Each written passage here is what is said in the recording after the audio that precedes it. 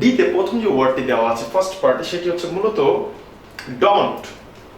Don't ওয়ার্ডটিকে যদি আমরা mnemonics use করে শিখতে চাই তাহলে আমাদের সাজেশন হচ্ছে ডন্ট ওয়ার্ডটিকে আপনি এইভাবে মনে করতে পারেন ডোন্ট কেয়ার। ডোন্ট কেয়ার কারা হয়ে থাকে? যারা কোনো কিছুকে ভয় পায় না, অর্থাৎ ভয় নেই এরকম। কিন্তু এর মিনিংটি এক্স্যাক্টলি ডোন্ট না, এর মিনিংটি হচ্ছে মূলত ডোন্ট লেস। মূলত ডোন্ট কেয়ার যারা তারা হচ্ছে ডোন্ট লেস, আর যারা অ্যাকচুয়ালি কেয়ার করে তারা হচ্ছে ডোন্ট। তো তাহলে ডন্ট হচ্ছে কি? ভয় করে এমন কিছু, অর্থাৎ ডন্ট মানে হচ্ছে ভয় পাওয়া বা ভয় করে এরকম কোনো কিছু। বা এটা যদি ভার্বাল দিক থেকে চিন্তা করে থাকেন এর মিনিংটি হচ্ছে ভয় পাওয়া বা ভয় করা। আর যদি আপনি নাউনগতভাবে ভাবেন তাহলে মিনিংটি হচ্ছে মূলত ভয়। এবার আমরা আসছি আরেকটি ওয়ার্ড নিয়ে, সেটি হচ্ছে ডার্থ। ডার্থ ওয়ার্ডের মিনিং জানার জন্য আমি আপনাকে বলতে পারি ডার্থকে আপনি ডি অ্যান্ড আর্থ মিনিং করে দিন। ডি ফর ডেথ, ডার্থ থেকে ডেথ, অর্থাৎ ডি ফর ডেথ আর্থ, অর্থাৎ পৃথিবী মৃত্যু। ডার্থ অফ আর্থ অর্থাৎ পৃথিবীর মৃত্যু। তো পৃথিবীর মৃত্যু দ্বারা কি মিন করছেন? একটা জিনিস চিন্তা করে দেখুন, পৃথিবীর যদি মৃত্যু হয়ে যায় তাহলে কিন্তু পৃথিবীর এই জিনিসগুলো আমরা যা দেখছি, যা শুনছি, যা এক্সপিরিয়েন্স করছি তা পাওয়া যাবে না, অর্থাৎ এগুলো আর কখনো আপনি দেখতে পারবেন না। আপনি অত বড়ভাবে চিন্তা না করে যদি এইভাবে চিন্তা করে থাকেন যে পৃথিবীর কোনো কিছু যদি মৃত্যু হয়ে যাওয়া হয়, অর্থাৎ জিনিসটি শেষ হয়ে যায় বা জিনিসটি খুব রেয়ার হয়ে যায়, তখন কি হবে? তখন আপনি খুব সহজেই এটিকে পাবেন না। তার মানে আপনি বলতে পারেন এই জিনিসটির অ্যাকচুয়ালি ডেথ হয়েছে এই পৃথিবীতে, অর্থাৎ ডার্থ ইন দ্য আর্থ বলতে পারেন, ডার্থ অফ আর্থ না বলে থেকে। অর্থাৎ এই যে একটা জিনিসকে পাওয়া যাচ্ছে না, এই জিনিসটিকে আমরা বলতে পারি মূলত কি হয়ে গিয়েছে? দুষ্প্রাপ্য হয়ে গিয়েছে বা অল্প হয়ে গিয়েছে। বা এটা বলতে পারি যে এটির এখন অভাব দেখা যাচ্ছে, যেটি কিনা ডার্থ হয়ে গিয়েছে। তাহলে আমরা বলতে পারি ডার্থ জিনিসের সাধারণত কি হয়ে থাকে? অভাব হয়ে থাকে। ডার্থ জিনিস সাধারণত দুষ্প্রাপ্য হয়ে থাকে। ডার্থ জিনিস সাধারণত সহজে পাওয়া যায় না।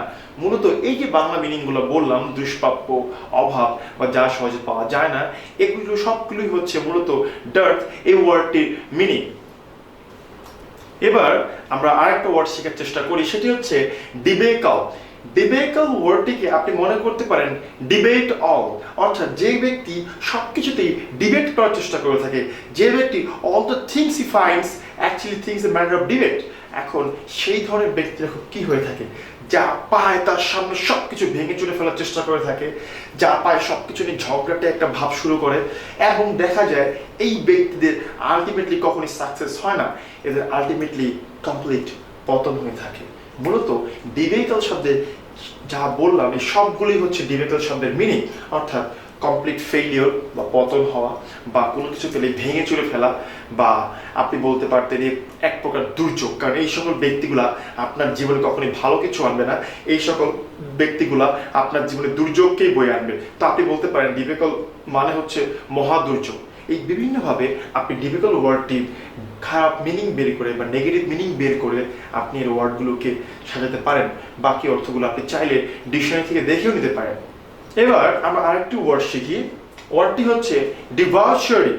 ডিভার্চারি ওয়ার্ডটিকে আপনি একটা কাজ করতে পারেন, সেটি হচ্ছে আপনি এর সাথে যে কাজটি একটি বাংলা শব্দকে মেলাতে পারেন, সেটি হচ্ছে ডুবচারি। ডুবচারি অর্থ হচ্ছে বেসিক্যালি যেই সকল ব্যক্তিরা অত্যাধিক মাত্রায় মদ পান করে থাকে। এখন প্রশ্ন হচ্ছে কারা ডুবচারি হয়ে থাকে বা কারা যারা মদ পান করে? যে সকল লোক অতিরিক্ত মাত্রায় মদ পান করে থাকে, এই ধরনের লোকগুলা কিরকম হয়ে থাকে? সাধারণত তারা খুব শৃঙ্খল জীবনযাপন পালন করে এবং দেখা যায় যে তারা কি করে থাকে? খুব ভোগ বিলাসে মত্ত হয়ে থাকে। এই যে জিনিসগুলো মিলেই হচ্ছে মূলত ডিভার্চারি মিনিং। অর্থাৎ ডিভার্চারি শব্দের অর্থ হচ্ছে আপনার ভোগ বিলাসন মত্ত হয়ে থাকা বা খুব বেশি পরিমাণ মদ্যপানে আসক্তি, বা বলতে পারেন অসংযমী জীবনযাপন অভ্যস্ত এরকম কোনো কিছু বা কোনো ব্যক্তি। এবার আমরা আরেকটি ওয়ার্ড শেখার চেষ্টা করি, সেটি হচ্ছে ডিবিলিটেড। ডিবিলিটেড এই ওয়ার্ডটিকে আপনি যদি ভেঙে দেন তাহলে পাবেন মূলত ডি যোগ অ্যাবিলিটি। মূলত এই যে অ্যাবিলিটি, এই অ্যাবিলিটি ওয়ার্ডটি থেকেই অ্যাবিলিটেড বা ডিঅ্যাবিলিটেড বানানো হয়েছে। ডিঅ্যাবিলিটেড ওয়ার্ডটির মিনিং যেন এখন খুবই সহজ হয়ে যাবে, এই কারণে আমরা অ্যাবিলিটির মিনিংটা খুব সহজভাবে জানি।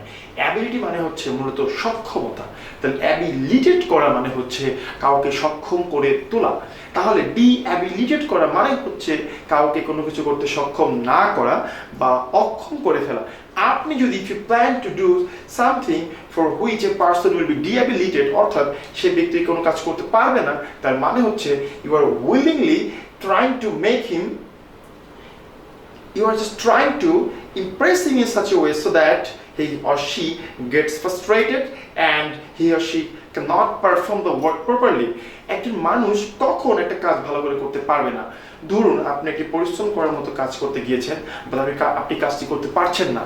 এটি কেন হয়ে থাকে? এটি মূলত হয়ে থাকে যখন ওই কাজটি করার জন্য যে ইন্ডাস্ট্রি দরকার বা পারসেভারেন্স দরকার, সেই জিনিসটি আপনার মধ্যে নেই, অর্থাৎ ধৈর্য দরকার, সেটি আপনার মধ্যে নেই। এই যে ধৈর্যের অভাব বা কাউকে দুর্বল করে দেওয়া কোনো কাজ করার জন্য, মূলত ডিবিলিটেড করা মানে হচ্ছে এক্স্যাক্টলি এটি, কারো অ্যাবিলিটিকে নষ্ট করে দেওয়া, অর্থাৎ কারো সক্ষমতাকে দুর্বল করে দেওয়া বা কাউকে কোনো কিছু করতে অক্ষম করে দেওয়া বা কাউকে এমনভাবে দুর্বল করা যেন সে কোনো কাজ পারফর্ম না করতে পারে। এই সব কিছু হচ্ছে মূলত ডিবিলিটেটের মিনিং। এবার আমরা আরেকটি ওয়ার্ড শেখার চেষ্টা করি, সেটা হচ্ছে ডিকেডেন্ট। লুক, ডিকেডেন্ট ওয়ার্ডটি শেখার জন্য আপনি ওয়ার্ডটিকে ভেঙে ফেলবেন, ডিকে এবং ডেন্ট। এই যে বললেন ডিকে এবং ডেন্ট, মূলত এই ডিকে ওয়ার্ডটি থেকে ডিকেডেন্ট ওয়ার্ডটি এসেছে। ডিকেডেন্ট ওয়ার্ডটির এই ডিকে শব্দের অর্থ আমাদের সবার নিকটে জানা, যে সেটি হচ্ছে মূলত পতন ঘটা বা ক্ষয় হয়ে যাওয়া বা নষ্ট হয়ে যাওয়া। তো এখান থেকে আমরা বলতে পারি ডিকেডেন্ট মানে হচ্ছে পতন হয়ে যাওয়া টাইপের কিছু বা ক্ষয় হয়ে যাওয়া টাইপের কিছু। মূলত ডিকেডেন্টের অ্যাকচুয়াল মিনিংটি হচ্ছে আপনার নৈতিক মূল্যবোধের পতন, আপনার নৈতিক চিন্তা বা কোনো ভালো কোনো কিছু চিন্তা করার যে ক্ষমতা, সেটার পতনকে আপনি বলতে পারেন ডিকেডেন্ট হওয়া। এবার আমরা আরেকটি ওয়ার্ড শেখার চেষ্টা করি, সেটা হচ্ছে ডেকোরাস। ডেকোরাস ওয়ার্ডটি মনে রাখার জন্য আপনি এর সাথে যে ওয়ার্ডটিকে মিলাতে পারেন, সেই ওয়ার্ডটি হচ্ছে মূলত ডেকোরেট। তো ডেকোরেট শব্দের অর্থ আশা করি আমাদের সবার নিকটে জানা। ডেকোরেট শব্দের অর্থ হচ্ছে মূলত কোনো কিছুকে সাজানো। তাহলে আমরা বলতে পারি যেই জিনিসটি ডেকোরেট হয়েছে সেই জিনিসটি ডেকোরাস। তাহলে যে জিনিসটিকে পরিপাটি করে সাজানো হয়েছে সেই জিনিস যদি ডেকোরাস হয়ে যায়, অর্থাৎ খুব পরিপাটি করে সাজানো জিনিসকে আমরা ডেকোরাস বলতে পারি। তো আমার প্রশ্ন হচ্ছে, খুব পরিপাটি করে কোনো কিছুকে সাজালে সেটি কীরকম হয়ে থাকে? সেটি সাধারণত খুব গোছানো হয়ে থাকে, সেটি সাধারণত খুব সুন্দর হয়ে থাকে, সেটি সাধারণত খুব মার্জিত হয়ে থাকে। এই যে ওয়ার্ডগুলো বললাম, সাজানো, গোছানো, পরিপাটি, মার্জিত, এই সবগুলোই হচ্ছে মূলত ডেকোরাস শব্দের অর্থ।